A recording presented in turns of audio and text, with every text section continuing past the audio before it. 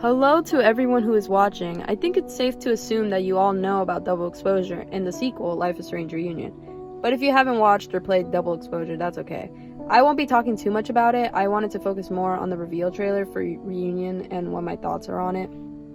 Spoiler alert, I actually do kind of get into Double Exposure a little bit more than I expected, but I kind of ranted, so hope that's okay. I actually did try to make a topic on Life is Strange specifically for Double Exposure, but the video was too big, so I actually couldn't download it, so I couldn't actually upload it, which is unfortunate. It was like an hour-long clip, so I had to delete the whole footage. But besides that, let's get into what I actually think about this game so far. Looks-wise, it looks great to me. I think the animation looks a little worse than in Double Exposure, but they do state that this is a in development build of the game, so I understand. I'm not gonna jab at them too hard though, due to the state of Deck 9's team. It's understandable. It's my only complaint, if you can even call it that, but I wouldn't worry too much about it. I think when the game comes out, the animation is gonna be fine. I really don't. I don't have too many complaints about that. Besides looks, how good do I think the game is gonna be based off what we've seen so far? I'm not gonna lie, I'm really hyped, so it's hard to not be excited and have my own opinion clouded by nostalgia, but my expectations are gonna be kept at an average. I think the game will be fine based off what some people have said about it. I've heard from some people that the writing is better than Double Exposure, which might I add is a low bar, so it doesn't matter. And that the focus is more centered around Max and Chloe, which is a plus. I think the game will be like a 7, but I want to say 8 out of 10, which is fine. I just hope they land the ending for this game, because Double Exposure's ending was pretty mediocre. The rating I gave Double Exposure was like a 4 or 5 out of 10. I can't really remember. The game had some good moments in episodes 1 to 3, but the 4th and 5th episodes felt like an acid trip or some kind of bad fanfic. I honestly can't with that game. I don't hate it, but I also don't love it. The most interesting thing in that game, in my opinion, is Max's journal from the beginning pages talking about her life on the road after the storm and with Chloe. Then, of course, the breakup happened. Depending on your ending from the first game, the other is Sophie, but they really did her dirty with those last 2 episodes in the game. The build-up it gave us in episode 3 to have it fall flat in 4 and 5 really hit me on the dome. They dropped the ball big time. I did not understand that. Sorry for the random rant, I got sidetracked, but my point is that I am pretty sure Reunion will be better than Double Exposure. I have no doubt about that.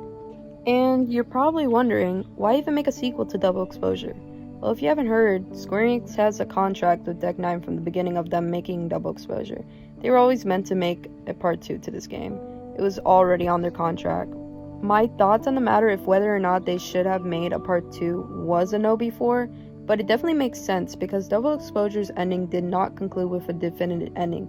It was left unfinished, so it makes sense. Adding Chloe back was a smart move, and I think that's another reason why Double Exposure did so poorly. Having Max without Chloe felt wrong.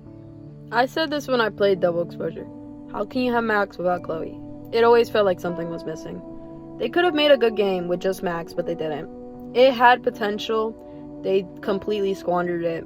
I'm just glad the second time around they bring back Chloe. Now I'll try to answer some questions that I know of and ask some questions that are interesting to me. A question that many have been asked is who could have started the fire to Caledon? There's really no definitive answer I could really give, but I'll say some names of characters who I think could have started the fire, because they have motives. My top suspect, which I think is too obvious but makes the most sense, is Sophie. She has motive for sure, and based off the live stream, we still see that Lucas is still at the college campus. Now, did he get his job back? I don't know.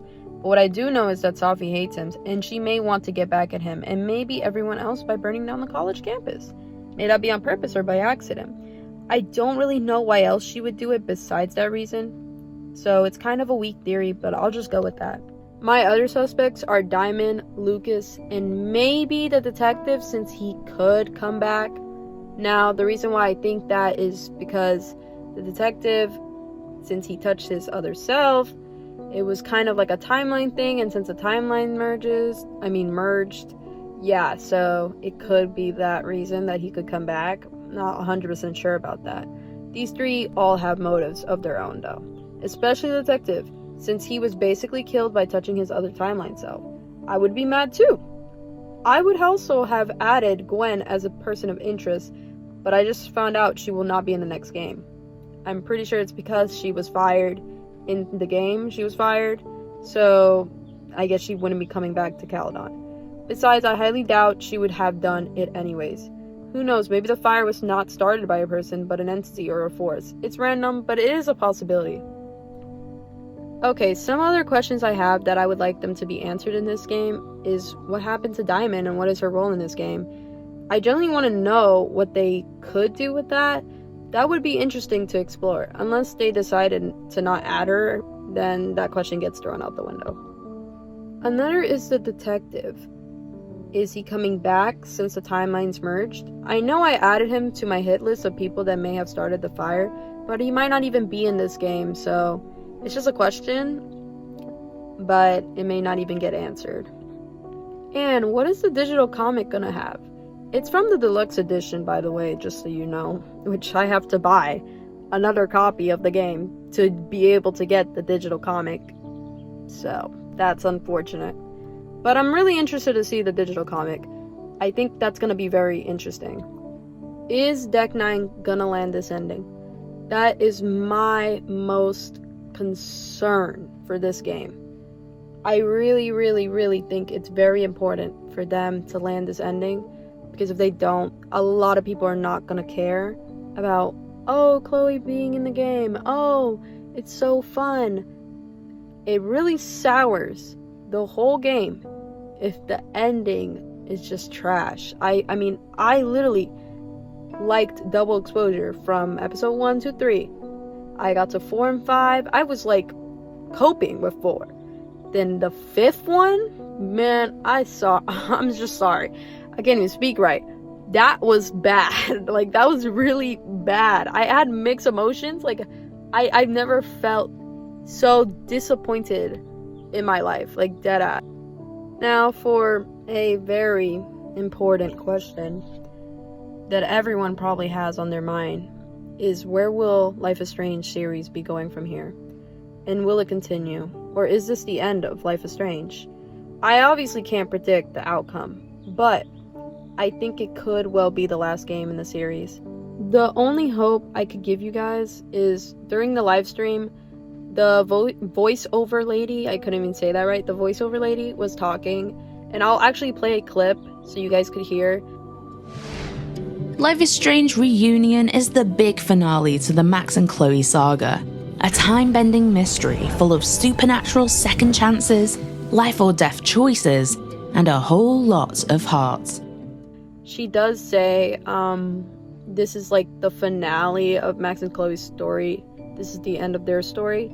She specifically says that, and it's kind of interesting that she specifically points out their story instead of like the whole of the Life is Strange series. That's all I could really say. I mean, I really do hope it's not like the end, because I truly love this series. Life is Strange is my #1 favorite game of all time.